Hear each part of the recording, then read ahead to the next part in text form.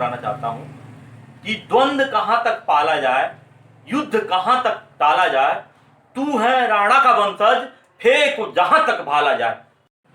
Hello दोस्तों, आज मैं जो बताने जा रहा हूं आपको, किसी भी कॉम्पिटिटिव एग्जाम के लिए कैसे क्वालिफाई करें, चाहे वह आईएएस का एग्जाम हो, चाहे वह नीट का एग्जाम हो, चाहे वह एम्स का एग्जाम हो, चाहे वह जो JEE हो उसका एग्जाम हो, चाहे वह AIEEE का एग्जाम हो, मतलब किसी भी कॉम्पिटिटिव एग्जाम, या बैंक पीओ का करना चाहते हैं, या क्लर्कियल का करना चाहते हैं, है ना, रेलवे का करना चाहते हैं, IAS PCS का करना चाहते हैं, किसी भी कॉम्पिटिटिव एग्जाम में जाना चाहते हैं, तो सबसे पहले आपको क्या क्या फोकस करना चाहिए, जिन फोकस के बेस पे सफलता मिल सकती है, वो चीजें आपको ध्यान रखनी है।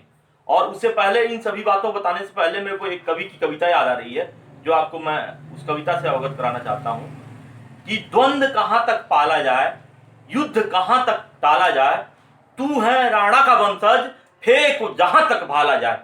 मीन्स हम लोगों के पूर्वज क्या हुआ करते थे, महाराणा प्रताप, और हम छोटी सी लक्ष्य को, छोटे से कॉम्पिटिटिव एग्जाम को क्वालिफाई करने के पहले नर्वस हो जाते हैं या टूट जाते हैं, तो ये तो गलत चीज है भाई। दम तो होना चाहिए आपके अंदर, क्योंकि आपके वंशज कौन थे, महाराणा प्रताप थे, जिनका भाला आज 4 लोग मिलकर उठाते हैं। इतनी शक्तियां होनी चाहिए उनके पास, जो 4 लोग मिलकर उनका भाला उठाएंगे। अभी जाना आप उनके म्यूजियम में कभी देखने, मतलब एक आदमी उनका भाला नहीं उठा सकता, इतने शक्तिशाली थे। तो हम उन्हीं के वंशज हैं, हम उन्हीं की संतानें हैं। हमारे अंदर भी ओज होना चाहिए, हमारे अंदर भी तेज होना चाहिए, हमारे अंदर भी क्षमता होनी चाहिए, हमारे अंदर भी लगन होनी चाहिए। ये सभी चीजें नहीं रहेंगी तो बिल्कुल आप कंपटीशन नहीं निकाल पाएंगे। और किसी भी कंपटीशन को क्वालिफाई करने के लिए 3 चीजें चाहिए होती हैं, है ना, लक, लेबर, चांस। लक क्यों चाहिए होता है, मान लीजिए आप खूब तैयारी कर रहे हैं, खूब मेहनत कर रहे हैं, खूब आपने प्रिपरेशन किया, एट द मीन टाइम आपकी तबीयत खराब हो गई, या आपकी ट्रेन छूट गई, या आपकी बस लेट हो गई, या कोई घर में कैजुअलिटी हो गई, तो लक तो चाहिए ही चाहिए।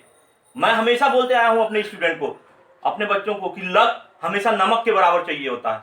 कर्म आपको बहुत ज्यादा करना पड़ेगा, लेकिन लक नमक, जैसे हम दाल इतनी मात्रा में बनाते हैं, सब्जी इतनी मात्रा में बनाते हैं, लेकिन नमक थोड़ी सी डालते हैं, 1 चम्मच नमक चाहिए बस उस सब्जी के टेस्ट के लिए, उस दाल की टेस्ट के लिए। कितना हो बघार दीजिए आप, कितना हो टेस्टी बना दीजिए, लेकिन लक वही होता है, सिर्फ नमक के बराबर। कर्म हमारा बहुत ज्यादा होता है, but luck as a side चाहिए। लेबर, लेबर मतलब मेहनत। हमें मेहनत तो किसी भी कॉम्पिटिटिव एग्जाम में करना ही पड़ेगा। कोई भी कॉम्पिटिटिव एग्जाम का शॉर्टकट तरीका नहीं है कि आप 2 घंटे पढ़ लो, 4 घंटे पढ़ लो, सफल हो गए। मैंने जो नीट का टॉपर था 600 में, अरे 720 में, है ना, 710 पाया था, या 690 पाया था, कई सालों के पैटर्न हमने देखा, उनका अध्ययन किया, स्टडी किया, उन बच्चों का। आईएएस जो टॉपर थे उन बच्चों का स्टडी किया, पीसीएस जो टॉपर थे उन बच्चों का, बैंकिंग पीओ टॉपर थे, है ना, उन बच्चों का स्टडी किया, है ना। उन बच्चों का स्टडी कैसे किया, थ्रू न्यूज़पेपर, थ्रू मैगजीन्स। तो उनके इंटरव्यू वगैरह पढ़ा हमने, सबके यही था कि वो शुरू से ही फोकस थे। कुछ बच्चे बाद में फोकस होते हैं, कोई दिक्कत नहीं है, लेकिन फोकस उतना ही ज्यादा मात्रा में करना पड़ेगा। जो शुरू से हैं वो थोड़ी सी कम मात्रा में भी फोकस कर रहे हैं, 4 घंटे पढ़ रहे हैं, 3 घंटे पढ़ रहे हैं, 6 घंटे पढ़ रहे हैं, तो वो कर ले रहे हैं। लेकिन जो बाद में फोकस हो रहे हैं उनको थोड़ा सा हार्ड वर्क ज्यादा करना पड़ेगा। तो किसी भी कॉम्पिटिटिव एग्जाम को क्रैक करने के लिए क्या क्या बेसिक्स पॉइंट्स होते हैं, वो अलग अलग कॉम्पिटिटिव एग्जाम के अलग अलग बेसिक पॉइंट्स नहीं होते हैं, सभी एग्जाम के एक ही बेसिक पॉइंट्स हैं जिन पे अपन चल के क्रैक कर सकते हैं और 100% श्योर शॉट सफलता मिल सकती है। तो जो पॉइंट्स हैं, पहला सिलेबस एंड मार्क्स। सबसे पहले तो आप सिलेबस निकालिए कि क्या सिलेबस है, किस पे हमें वर्क करना है, किसकी तैयारी करनी है, और कितने मार्क्स का है। पता चला 3 मार्क्स का है, 5 मार्क्स का है, 2 मार्क्स का है, और आप पता चला उसी को पढ़े जा रहे हैं। आपको यह देखना है कि कितने मार्क्स का है। अगर वो 10 मार्क्स का चैप्टर है तो उसको आप ज्यादा महत्व देंगे, उससे 2 या 3 क्वेश्चन आते हैं उसे ज्यादा महत्व देंगे उस चैप्टर को। मार्क्स के हिसाब से उसकी वैल्यू होगी, मार्क्स के हिसाब से आपका प्रिपरेशन होगा, मार्क्स के हिसाब से उसको आप टाइम देंगे, चाहे कोई कॉम्पिटिटिव एग्जाम हो, चाहे कोई भी क्लास हो। ये आपको सबसे पहला पॉइंट यही आपको चूज करना है कि कितने मार्क्स का है, कितना सिलेबस है, और ये सिलेबस के अकॉर्डिंगली हमको मेहनत करना है। तो इस तरह करना है। हाँ, तो दूसरा जो टॉपिक है हमारा, पैटर्न ऑफ क्वेश्चंस। तो किसी भी कॉम्पिटिटिव एग्जाम के लिए हम जा रहे हैं, चाहे वो आईएएस हो, चाहे पीसीएस हो, चाहे बैंकिंग हो, चाहे नीट हो, AIEEE, तो हमें पैटर्न पता करना है। अगर मान लीजिए आप 12th का एग्जाम ही दे रहे हैं, है ना, किसी भी BSc का एग्जाम दे रहे हैं, तो आपको क्या देखना है, पैटर्न ऑफ क्वेश्चंस। पैटर्न किस टाइप का पूछता है। अगर ऑब्जेक्टिव टाइप में है तो ऑब्जेक्टिव में क्या पूछता है ना, उसमें न्यूमेरिकल क्वेश्चन पूछता है उस चैप्टर से, या कॉन्सेप्चुअल क्वेश्चन पूछता है, या मेमोरी बेस्ड क्वेश्चन पूछता है, या अंडरस्टैंडिंग बेस्ड क्वेश्चन पूछता है। मतलब क्वेश्चन का टाइप क्या होता है, अगर मल्टीपल चॉइस भी है तो क्वेश्चन का टाइप क्या होता है ना, ये आपको पैटर्न देखना है, उसके बाद अच्छे से प्रिपेयर करना है।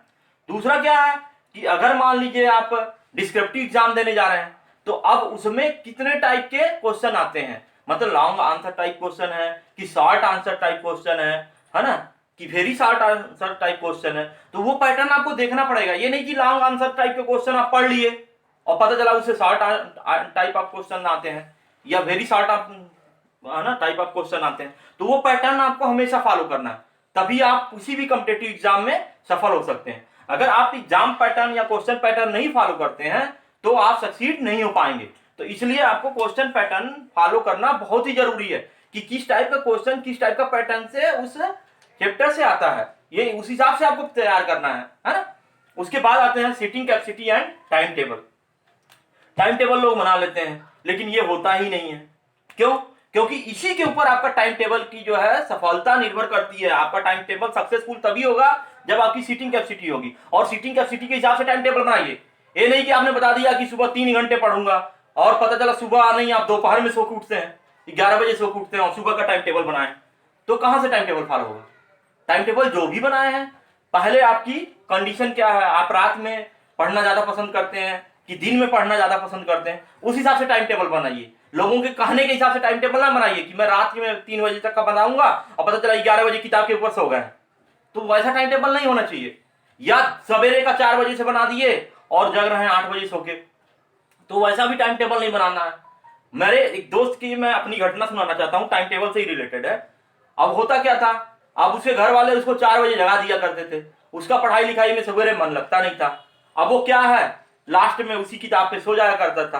तो एक दिन उसके भैया ने क्या किया, अब वो जब उसको जगाते थे हमेशा लोग, तो बोलता था पढ़ तो रहा हूं, पढ़ तो रहा हूं। भैया उसके आए तुरंत और जो है वो नाम लेके जगाए कि क्या कर रहे हो, तो बोला पढ़ तो रहा हूं। और पढ़ कैसे रहा था, उन्होंने उस दौरान क्या किया था, किताबें निकाल दी और उसके हाथ में चप्पल पकड़ा दिया। तो जो बोले क्या कर रहे हो, तो तुरंत चप्पल ऐसे दिखाना, पढ़ तो रहा हूं, तो बोले चप्पल पढ़ रहा। तो वही चीज है, मतलब टाइम टेबल आपको, आप कब कंफर्ट जोन में हो, अगर आप लेट नाइट पढ़ सकते हैं कोई दिक्कत नहीं है, आप उसी हिसाब से टाइम टेबल बनाइए। अगर आप अर्ली मॉर्निंग में हैबिचुअल हो पढ़ने के, शुरू से बचपन से पढ़ते आए हो, 3 बजे से जग के, 2 बजे से जग के, 4 बजे से जग के, तो आप यही टाइम टेबल फॉलो करें। ये नहीं कि अब वो फलाने ने बताया ये टाइम टेबल बहुत बढ़िया होता है वो बना लो फिर वो पढ़ो, वो करो नहीं। तो टाइम टेबल आप जब कंफर्ट जोन में होते हो, क्योंकि पढ़ना आपको है, इसलिए आपको टाइम टेबल अपने लिए बनाना है, दूसरे के लिए नहीं बनाना है ना। तो दूसरे के लिए नहीं बनाना है तो अपने हिसाब से पढ़िए। दूसरे सीटिंग कैपेसिटी, सीटिंग कैपेसिटी में क्या है कि आपने टाइम टेबल बना लिया कि मैं एक चैप्टर अभी याद करके उठूंगा, या फिजिक्स पढ़ूंगा, केमिस्ट्री पढ़ूंगा, बायो पढ़ूंगा, जो पढ़ूंगा, जीके पढ़ूंगा, है ना। आपने क्या किया, आपकी सीटिंग कैपेसिटी क्या है, आप 10 मिनट पढ़ते हो चले जाते हो पानी पीने, आप तुरंत 5 मिनट पढ़े टॉयलेट चले जाते हो, तो उससे आपका क्या होता है, कंसंट्रेशन भंग होता।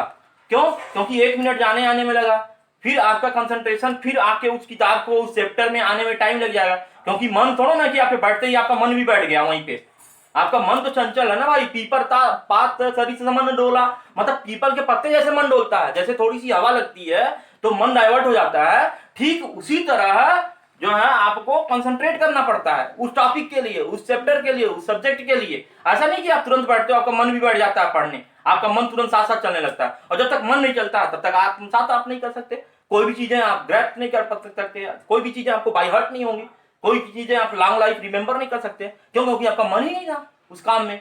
तो इसलिए ये चीजें होनी चाहिए, ठीक है। अब उसके बाद क्या है, practice of previous year question paper.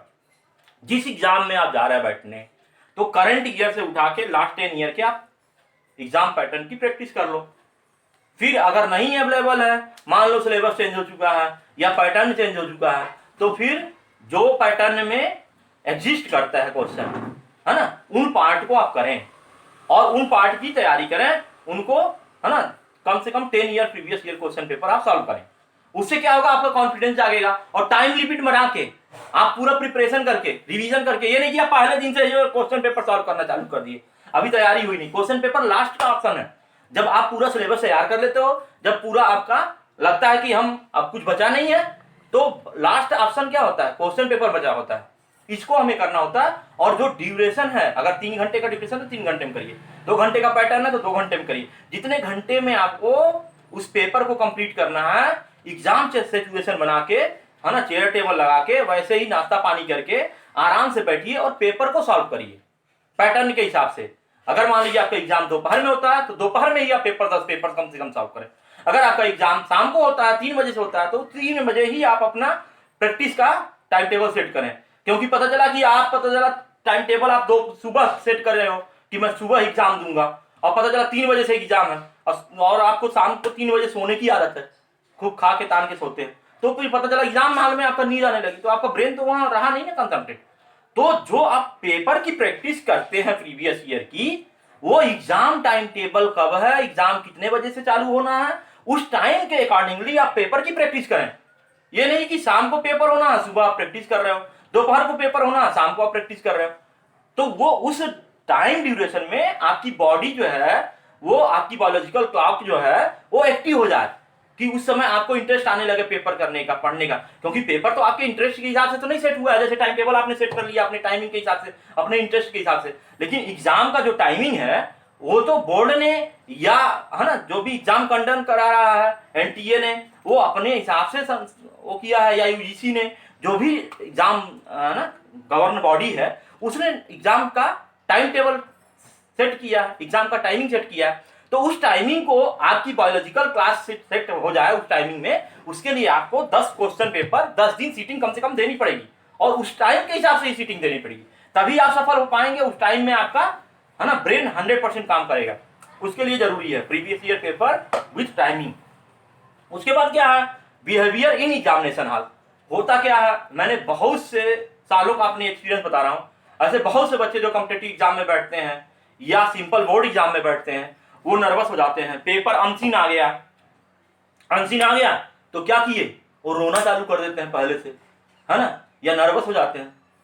अरे हम इतना हैबिचुअल हो गए हैं सीन का, हम किसी के घर भी जाते हैं तो अंकल कैसे दिखते हैं, अंकल की गली कौन सी गली के मुड़ने के बाद घर में मिलेगा, हम 10 बार पूछ के जाते हैं। मतलब हम एक अननोन रास्ता भी तय नहीं करना चाहते हैं, मतलब 5 मिनट की जर्नी है, उसके बाद भी पूरा हम घर की लोकेशन पूछ लेंगे, उसके बाद हम घर से निकलेंगे। हमारी शुरू से ही नोन चीजें सॉल्व करने की आदत हो गई है ना, नोन समस्याओं में इन्वॉल्व होने की जरूरत है। जो चीज आप नहीं की है उसमें आप इंटर नहीं करना चाहते। लेकिन ये ध्यान रखिए, कॉम्पिटिटिव एग्जाम है, इसमें लाखों लोग बैठ रहे हैं, और आपको सभी लाखों को सब चीजें नोन रहेंगी, तो फिर सोचिए मेरिट कितना हाई आएगी। उन्हें तो क्रीम क्वालिफाई करना, क्रीम सेलेक्ट करना है। तो ऐसी स्थिति में क्या है, वो पैटर्न थोड़ा चेंज करेंगे ही। तो आपका क्या है, वहां पे कंसंट्रेशन होना चाहिए। आप कंसंट्रेट करें कि पेपर सबके लिए टफ आया, पेपर इजी आया है तो सबके लिए इजी आया है। ये नहीं कि फूल के गुप्पा हो गए और खुशी के मारे गलत कर बैठे। मतलब पेपर हाल में आपका हृदय जो है, मन जो है, संत के समान होना चाहिए। संत के समान हृदय क्यों होना चाहिए, क्योंकि संत जो है न ही ज्यादा खुशी में उत्साहित होते हैं बहुत ज्यादा, और न ही ज्यादा दुख में द्रवित होते हैं। संत जो है समभाव से रहते हैं। समभाव मतलब दुख देख के ज्यादा दुखी ना हो जाना और सुख देख के ज्यादा खुशी ना हो जाना। तो यहाँ पे जब आप, जो एग्जामिनेशन हॉल में आपका बिहेवियर होना चाहिए वो जस्ट लाइक मंक होना चाहिए, है ना, संत की जैसा होना चाहिए। जो संत होते हैं वो ऐसा बिहेवियर होना चाहिए। पेपर बहुत इजी आया है तो भी आप और सोच समझ के और अच्छे से लिखें, बहुत ज्यादा खुश होने की जरूरत नहीं है। आप रिजल्ट उसी समय निकाल देते हो। दिक्कत क्या होती है आपके साथ, जब एग्जामिनेशन हॉल में बैठे रहते हो ना, उसी समय आप पेपर सॉल्व किए नहीं, रिजल्ट निकाल दिए कि अरे मैं तो गया। अरे क्या है, आप संघर्ष करिए। कोई भी डॉक्टर जो है बिना ट्रीटमेंट के पहले नहीं बोल देता कि अब तो ले जाओ, अब मैं नहीं ठीक कर सकता हूं। वो ट्राई तो करता है, आप बिना ट्राई किए उसको बोल दे रहे हो बस आई एम सॉरी। ऐसा नहीं होता है। गिव अप मत करिए, अपनी जो कलम रूपी जो तलवार है उसे ड्रॉप मत करिए। आपका एग्जाम का जो टाइम मिला है और वो टाइम का बेस्ट आपको यूज करना है। बेस्ट यूज तभी हो सकता है जब आप कंसंट्रेट करेंगे, जब आप टेंशन में नहीं रहेंगे, जब आपका माइंड फ्रेश रहेगा। फ्रेश कब रहेगा, जब इन तरह की दोनों तरह की आपके अंदर विचार नहीं आएंगे। अगर अच्छा क्वेश्चन है तो बहुत अच्छा, कोई दिक्कत नहीं है, मैं आराम से कर रहा हूं। अगर खराब क्वेश्चन है कोई दिक्कत नहीं है, सभी के साथ खराब है, मेरे साथ बस नहीं हुआ। और आज ही रिजल्ट मैं एग्जामिनेशन हॉल में ना निकाल दूं। एग्जाम का वेट करिए, रिजल्ट का वेट करिए, है ना। अपनी टाइमिंग को, है ना, उस टाइमिंग को यूटिलाइज करिए जिस टाइम में आप एग्जामिनेशन हॉल में हैं। ऐसा नहीं कि आप द्रवित हो गए, आप उत्साहित हो गए, ऐसी घटनाएं नहीं होनी चाहिए। अब उसके बाद रिजल्ट एंड, ठीक है, रिएक्शन। अब रिजल्ट, ठीक है, अब आपके अनुरूप आया तो पता चला कि पूरा मोहल्ले में इतना पटाखा फोड़ दिए कि अगले दिन से स्वीपर परेशान। ऐसा भी नहीं करना है ना। या मान लीजिए कि वो आ गया रिजल्ट, आपके एडवर्स आ गया तो पता चला रस्सी लेके झूलने चल दिए, है ना, या ट्रेन की पटरी लगे खोजने कहाँ है। ऐसा नहीं होना चाहिए। ये आपके जीवन का रिजल्ट नहीं है। जीवन बहुत लंबा है, बहुत लंबा आपको जीना है। पता नहीं कितनी कॉम्पिटेटिव एग्जाम देना है और कितने बार कॉम्पिटेटिव एग्जाम देना है। ऐसा नहीं है कि ये लास्ट एग्जाम था, लास्ट अटेम्प्ट था, अब आपकी दुनिया सिमट चुकी है। ये नहीं है। दुनिया अभी आपकी चालू हुई है, और दुनिया चालू हुई है तो दुनिया का नाम ही है। आप पैदा ही होते हैं तो रो के पैदा होते हैं, है ना। आते ही खुश नहीं हो जाते हैं, आपको रोना ही पड़ता है, चिल्लाना ही पड़ता है, कहाँ आ गया मैं इतना कंफर्ट जोन से, है ना। मदर के जो है ना कंफर्ट जोन से आप डायरेक्ट दुनिया में आए, वर्ल्ड में आए, यूनिवर्स में आए, तो रोना आपने स्टार्ट कर दिया। और ये कंपटीशन का रिजल्ट देख के आप मरना स्टार्ट करना चाहते हो। नहीं, ये इंड नहीं है, ये तो स्टार्ट है जीवन का, है ना। हर यही कंपटीशन आपको निखारेगा, यही कंपटीशन आपको आपकी मंजिल तक पहुंचाएगा। उसके बाद आप जो है देखिए, अगर आप सफल नहीं हुए हैं तो क्या क्या कमियां आपके अंदर थी, कौन कौन से वीक चैप्टर्स थे, कौन कौन से वीक पॉइंट थे। क्या आपकी टाइमिंग में गलती थी, या टाइम टेबल में गलती थी, या किसी सब्जेक्ट में पर्टिकुलर आप गलत कर रहे हैं, उसको आप इंप्रूव करिए, मजबूत करिए, ठीक है। तो इसलिए कंपटीशन की तैयारी फुल मन से प्रिपेयर करिए। अगर आपके जो परीक्षा की डेट्स है पोस्टपोन्ड हो रही है तो आप अपनी पढ़ाई पोस्टपोन्ड मत करिए, डेट पोस्टपोन्ड हो रही है। अगर आपको नीट क्वालिफाई करना है तो जैसे पहले से तैयारी कर रहे थे पहले दिन से, वैसे लगे रहिए, है ना, ठीक है। AIEEE क्वालिफाई करना जैसे कर रहे हैं आप करिए। कहीं भी ये जो है एग्जाम नहीं हो रहे हैं, नहीं UPSC के, नहीं स्टेट PCS के, तो आप अपना, है ना, पढ़ाई पोस्टपोन मत करिए, पढ़ाई कंटिन्यू रखिए, क्योंकि आपका बड़ा एम है। जब तक एम पूरा नहीं हो जाता, जब तक लक्ष्य पूरा नहीं हो जाता, आप लक्ष्य पे डटे रहिए। नहीं कि हर साल आप एम बदलते रहे, इस साल नहीं होगा चलो अगले साल नीट ट्राई करते हैं, अगले साल और कुछ ट्राई करते हैं, ऐसा नहीं करते रहिए। उस पर स्टिक रहिए, जब तक सफल नहीं होंगे तब तक उसको करेंगे, है ना। और अगर आप असफल हो गए तो फिर से यही चीज फॉलो करेंगे और इस तरह ये साइकिल चलता रहेगा। Okay, best of luck.